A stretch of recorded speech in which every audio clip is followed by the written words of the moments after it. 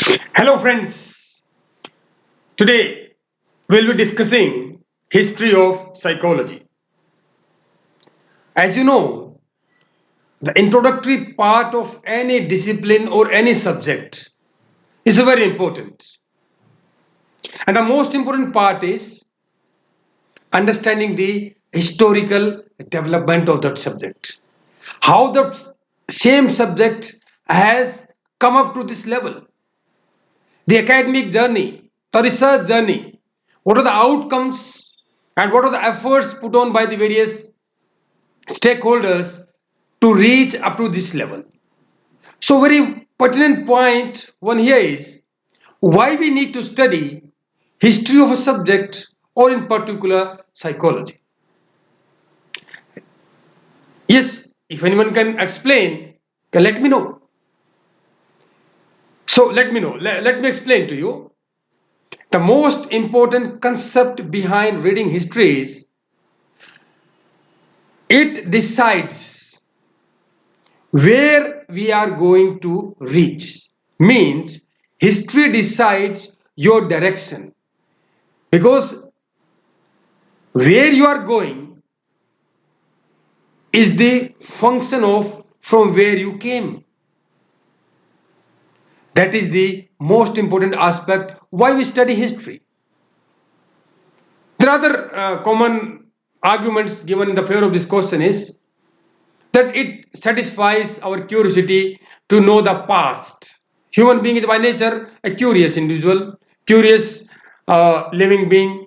So that reading history helps in satisfying our hunger for the information. Some people say that this helps in helping us in devising our new plans and to prevent the reoccurrences of mistakes which has been done in the past. There are different ideas why history has to be read.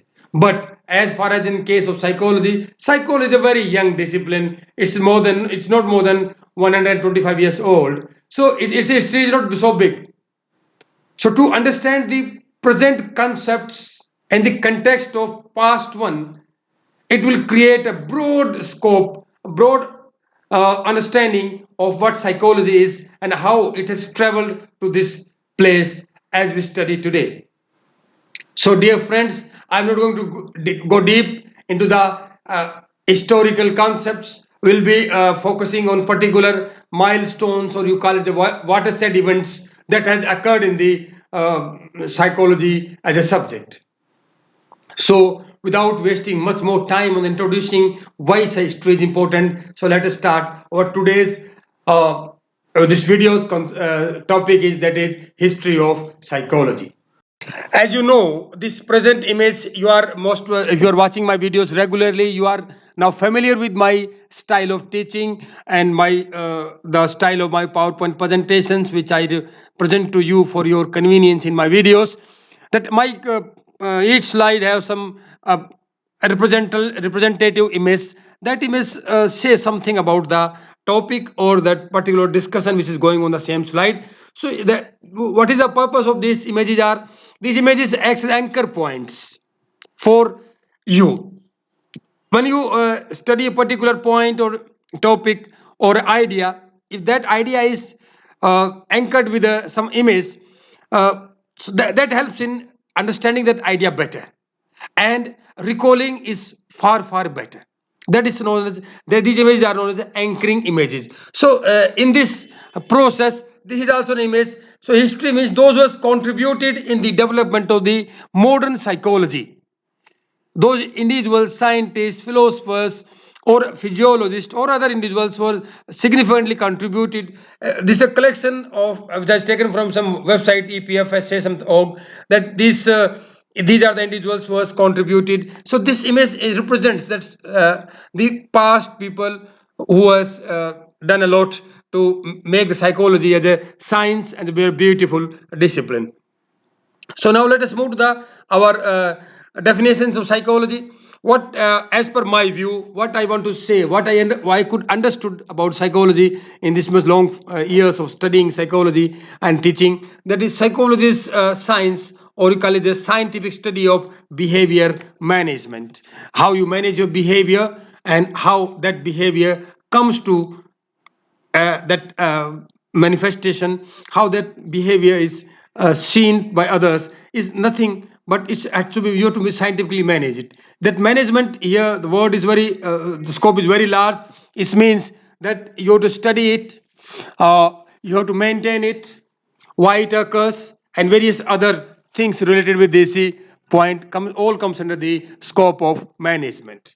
Then there is a comprehensive definition, though this your psychology is a big discipline, so it is very difficult for psychologists and all academics to cover this subject in simple one or two lines, but various agencies and various people tried this. So I'm quoting one definition of psychology from NCERT. They say psychology is defined formally as a science which studies mental processes, experiences, and behavior in different contexts. I suppose that this definition is not so difficult or typical that needs my explanation. So there are three basic concepts in psychology, that is your mental processes, your experiences, and your behavior in the different context. It means how you do what you do and why you do in different situations. That is your call it as a behavior in different context. The William James, oh sorry, it is 1980, it has written, it has to be 1880, The Science of Mental Life, both of its phenomena and its conditions. This explains what psychology in terms of William James. So this here, dear friends, it is 1880. Wrongly by clerical mistake or typing mistake is a typo error where it has written as 1980. It's a very funny to say that William James has given this definition in 1980. So you have to be very careful, and while studying it, writing in for your annual examinations, the year must be 1880. You should not so quote me. So I seek apologies for you for making this typo error. Now let us move to the formal beginning of psychology. Psychology is a long past, but yet its real history is short. It's a very philosophical statement made by the most famous experimental psychologist Hermann Ebbinghaus in 1908. See, past of psychology has a very long. Since the inception of human beings, psychology is at work. But the history of his formal study is a very short. It's in infancy stage. So this statement is very beautiful. I love this statement, and that's why I want to make you that you also read it. If you like it, you can propagate it. So the journey, you all know, a big journey or a large project starts with a small step. So psychology as a formal science began its formal journey with opening of a laboratory in University of Leipzig in 1879 by Wilhelm Wundt. He was so intelligent and he wanted to study psychology in the scientific terms. As Ebbinghaus said, that psychology has a long past, but that past has to formalize. That past has to be the findings of psychology has to be studied in context of science. The processes involved in the science. So to do that, Wilhelm Wundt started the first laboratory at University of Leipzig in 1879. It was a time of structuralism. He focused that the structure of mind can be studied through analysis, and that analysis comes by introspection. Means analysis of structure of mind through introspection. That was the first formal idea that how psychology can be studied. So that process is known as structuralism. This image depicts it. Various points, various colors, various shapes, they combine together and makes some structure. You can perceive this image, someone as per your perception, as you like to see. But there is something, one image it depicts. There is some structure involved in it. So this way, that was known as the first scientific concept that entered into psychology was structuralism. Next comes the concept, this structuralism didn't appeal to various psychologists. If they did appeal, they say that how can the structure of a mind can be studied through introspection? Because human being is a so clever and conscious being that introspection cannot provide, it is not possible for the individual to provide objective data through the introspection. So that was not liked by the various psychologists. So what they have done is, in response to that, in response to their disliking, a new laboratory was opened at Cambridge University by the William James in 1890. And he proposed a new approach to study mind that was known as functionalism. How something functions. Here something means your mind. Means role of mind in functioning of behavior. That concept came into being. Means when we behave, how that function of your mind has its contribution in this your behavior. So that was known as functionalism. First, you must remember that the first formal concept was your structuralism. The second important one was that your functionalism. Means, you know the functionalism? By the time you might have understood how something. Take your example, if you're sitting in a classroom or if you're watching this video, if you study how your this if you're watching in the laptop or in a computer or in your mobile phones, then how is this mobile phones function, and how that output generated by that mobile phone affects your, you take it as your own behavior or other person's behavior. See, that is the functioning of that particular component. That component affects the particular role of that component. Suppose this that you take the latest example of your laptop. If your laptop is made for various functions, if that laptop stops functioning there as it has to be, so that thing we call it it is a not laptop. Because it is not functioning as a laptop. So all these examples from real life are meant to make you understand what functionalism is.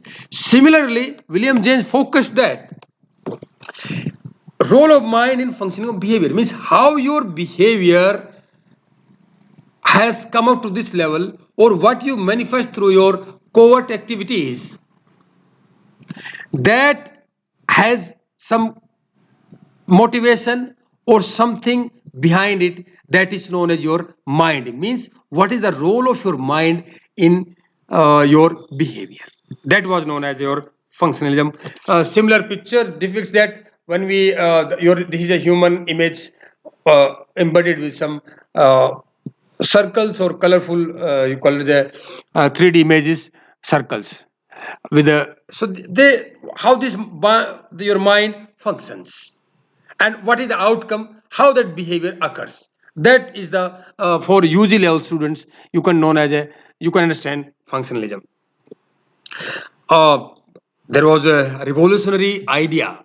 See, structuralism came, then came your functionalism. After that, there was a revolutionary idea in the field of psychology, and that idea was known as psychoanalysis. What is psychoanalysis was? In one line, I'll let you know.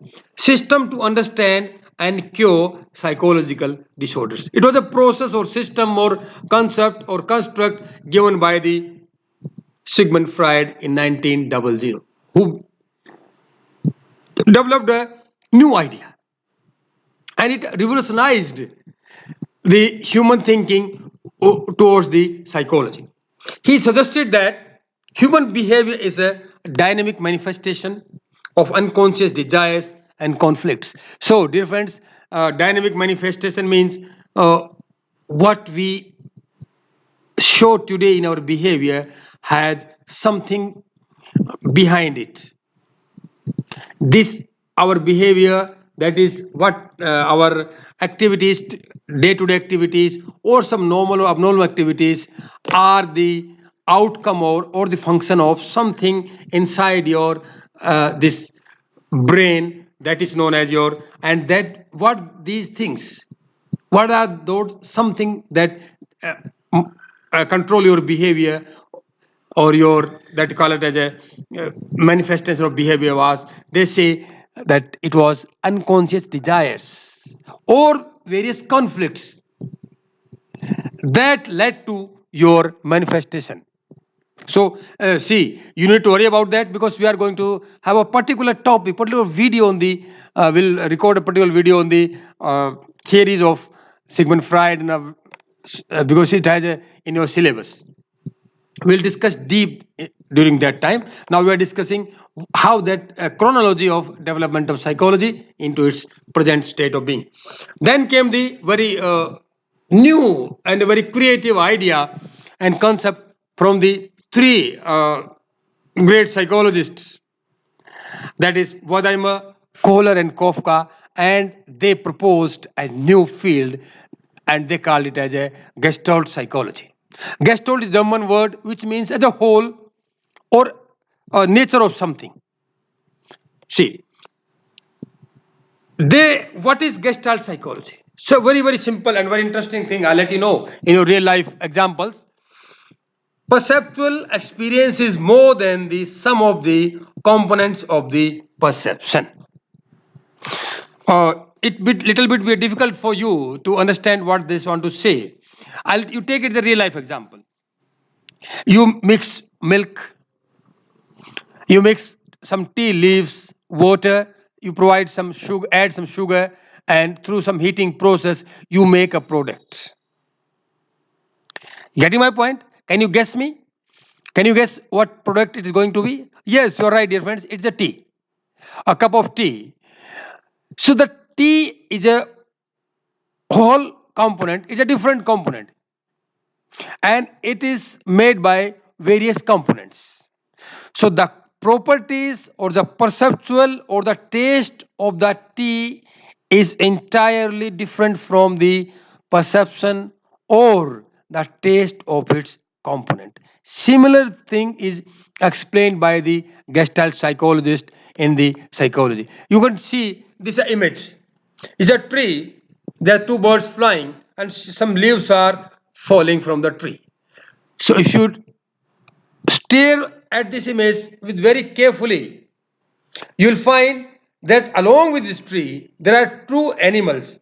This is known as a chimpanzee and is a lion. See, so this is a figure background image. You know, no? Figure background. If you do not know, don't worry about that. In the perception subject or topic, we'll study this. So one important thing I'll let you know only regarding this. They say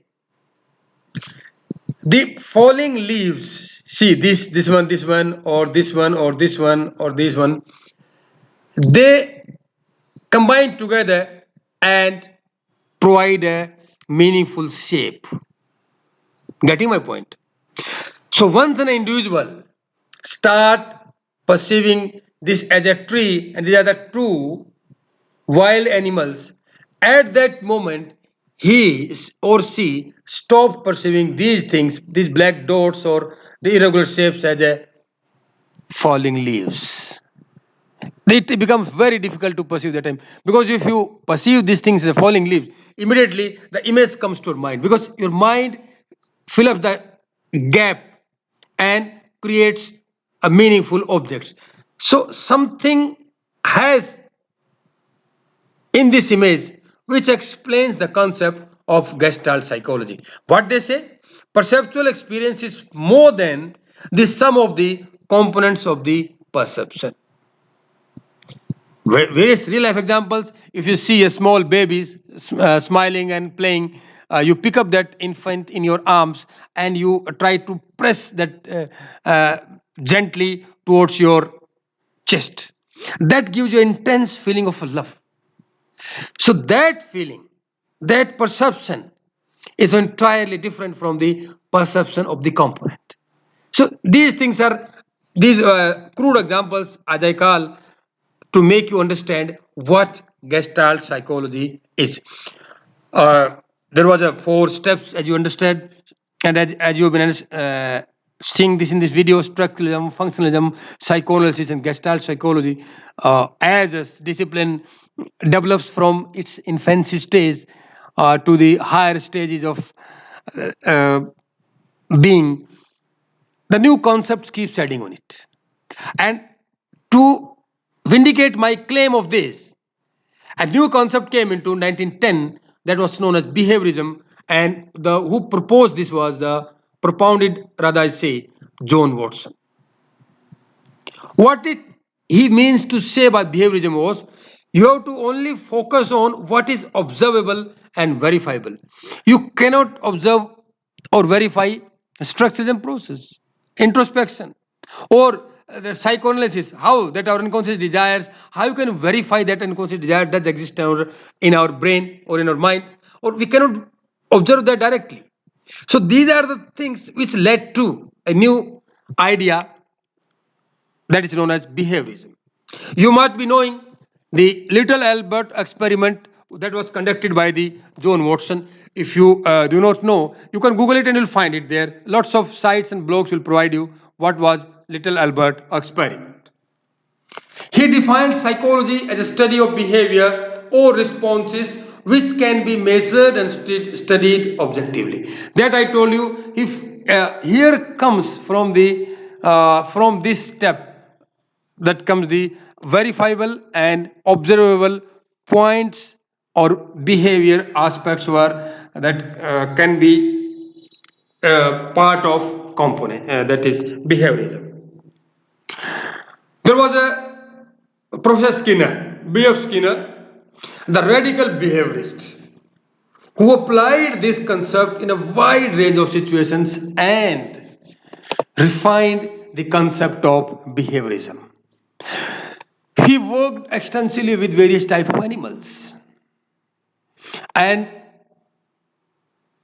his resolve was so deep in the behaviorism that people start calling him is a radical behaviorist, fundamentalist in that is fundamental behaviorist, and he provided various proofs that, and he gave a very interesting theory of learning that was known as operant conditioning.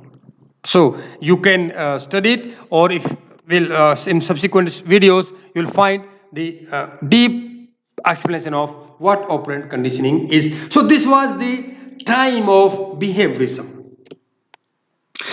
Another perspective known as humanistic approach. Now this behaviorism, psychoanalysis, Gestalt psychology, that some people thought that these things will treat human being as a machine. How that machine functions, what are its observable aspects. So to counter that point that human beings are not machines, a new concept came into being, perspective known as humanistic approach. What humanistic approach means? Free will of human beings and their natural striving to grow and unfold their inner potential, and Abraham Maslow called it as a self-actualizations. Means we have our inner potential that has to be manifested in its fullest. So this domain entered, and through the efforts of whom, that Carl Rogers and Abraham Maslow.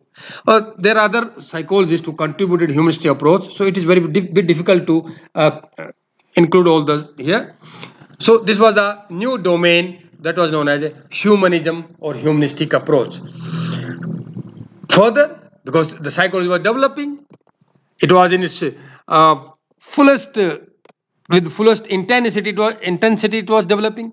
So the next step came the combination of structuralism and Gestalt approach. Structuralism, the first concept, and the fourth concept of Gestalt approach that was given by the German psychologist. See, we have come a full circle. Structuralism started from Germany, then we went to America, in the Cambridge for studying the functionalism. Then again we went to Austria and England for studying psychoanalysis. From there we went to again Gestalt Psychology to you call it Germany. From there we travel again to America. So this was our historical. If you can visualize in your brain.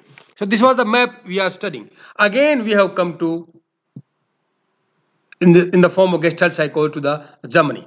So the combination of structuralism and Gestalt approach from where we started to Germany, and again we are coming to Germany for there is a new perspective that was developed, and that was known as a cognitive perspective. What is cognitive perspective? The process of knowing what we know something and how we know something. That was known as a cognitive perspective, where human mind, this is cognitive science, consider human mind as akin to computer through the information processing approach. As computer processes information and provide an output, similar is the case with your human mind. It also processes various information received through your senses, and there is a product comes out. This is the approach what cognitive psychologists study, and they consider it. So cognitive science is a pure psychological science. Then the modern cognitive psychology believes that mind is being actively constructed, and some psychologists call it the constructivism through physical and social interactions of human beings. That is, when we interact with physically and socially, there is always, mind is always being constructed, and that approach is known as constructivism. Jean Piaget's theory of cognitive development is the constructivist theory. Means the Swiss psychologist who defined how the cognitive development takes place is a constructivist theory. Then Russian psychologist Vygotsky, he suggested that human mind develops through social and cultural processes. He added one more important dimension, that is socio-cultural dimensions in the development of the human mind, and how that cultural or social dimension affects our cognitive development was through the interaction. When we interact, when a child interacts with the adult, that time there is a development of the cognitive domain. So that was the ideas of Russian psychologist Vygotsky. As a result of different multiple perspective, psychology develops into a discipline with two parallel streams. So what are the two parallel streams?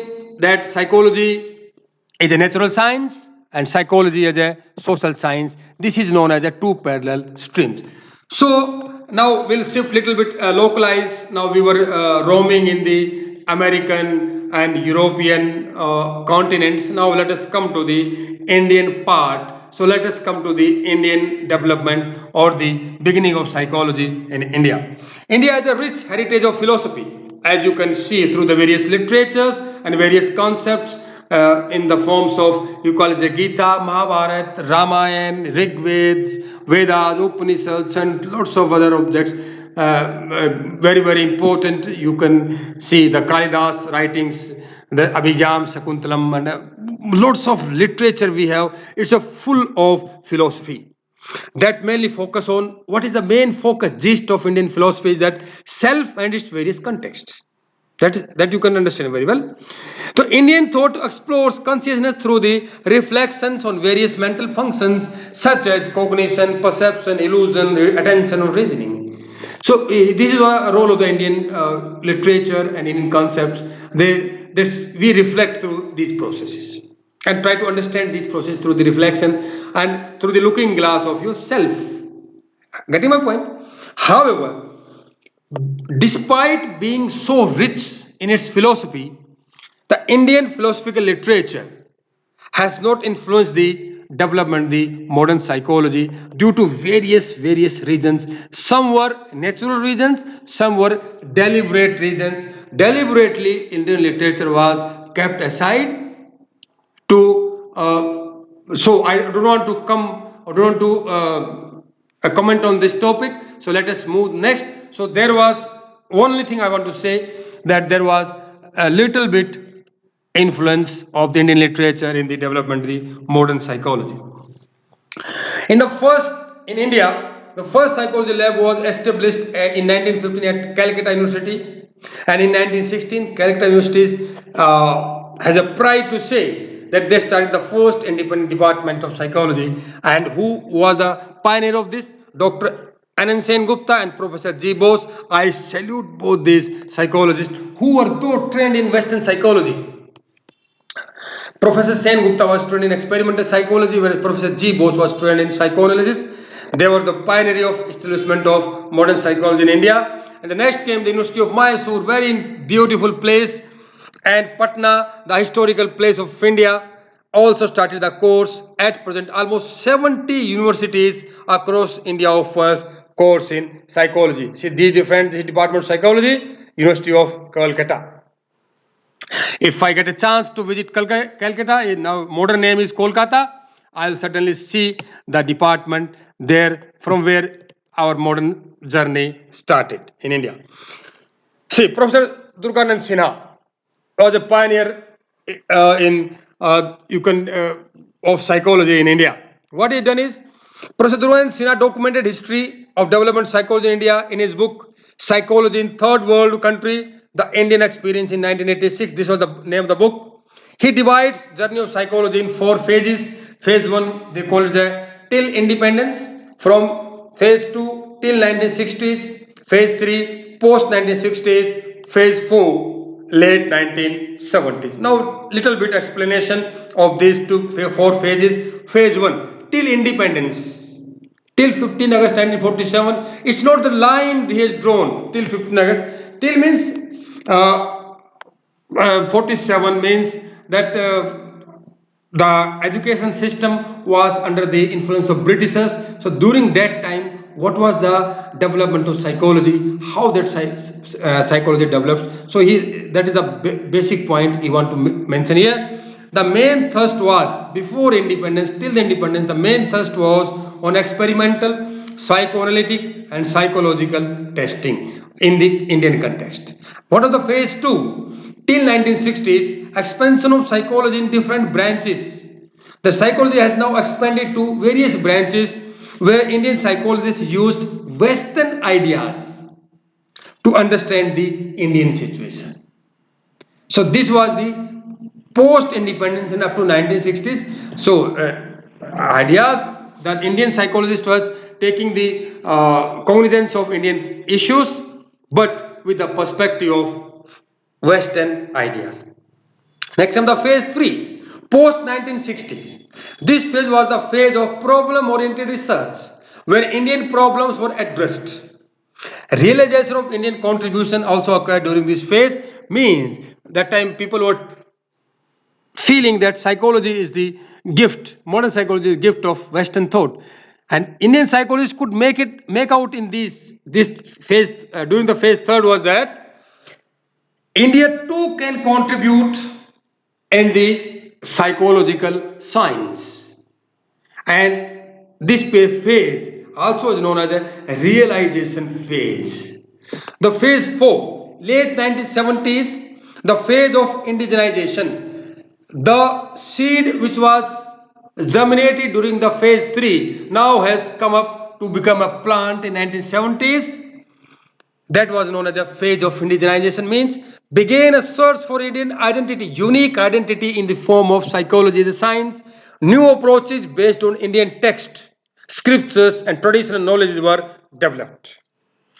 To understand the importance of Indian psychology, His Highness Dalai Lama tells Indians that, dear friends, revive ancient Indian psychology, because India has a rich tradition of philosophical thought which has been interspersed with the psychological ideas. And dear friends, what the current status? Psychology in India has expanded to almost each sector and professional areas. Its principles and findings are being applied in diverse fields such as schools, teacher training institutes, hospitals, military, organizations, universities, research institutions, sports, industry and IT sector and various sectors. There is a no sector or left where psychology has not touched that. So it has almost reached each and every domain of Indian aspect. Dear friends, psychology as a subject is gaining ground in the Indian landscape and showing its role in the development of society and human beings and new research. There are the four images of universities I put it here. This is Maharishi Dayanand University, my alma mater, Kurukshetra University, Patna University, and the most beautiful part is Mysore University. So if you are a psychology student, you must visit these centers of excellence of learning. So one more thing I would let you know, if you want to deep delve into the history of psychology, you must read E.G. Boring, who was most famous psychology historian, who said the seats on the train of progress all face backwards. You can see the past, but only guess about the future. Through the looking glass of the history, he want to say. Yet, a knowledge of history, although it can never be complete and fails miserable to foretell the future, has a huge capacity for adding significance to the understanding of the present. Dear friends, this is a very, very significant argument in the favor of why we should read history. Very interesting thing. It is quoted by the Goodwin in his book 2000, published in 2008. So, dear friends, our next video will be psychology emergence as a science. How psychology has emerged into a science as it is today. So, dear friends, these are my references. You can always cross check them. And this is the very beautiful facade of the University of Mysore, who has a distinction of being the second university in India to start a psychology department and psychology course. In the end, dear friends, if you have any comment to make or you want to say something, you can write in my comment box or you can email me at vermasujit@yahoo. By the time, if you have, if you like this video, you share with your friends or with those who study psychology or wants to study psychology. And one important thing, dear friends, if you dislike some part of it, kindly share with me and write in my comment box or you can mail me at as email which I mentioned earlier. So dear friends, for that, watching this video so patiently and understanding each concept, thank you from the core of my heart.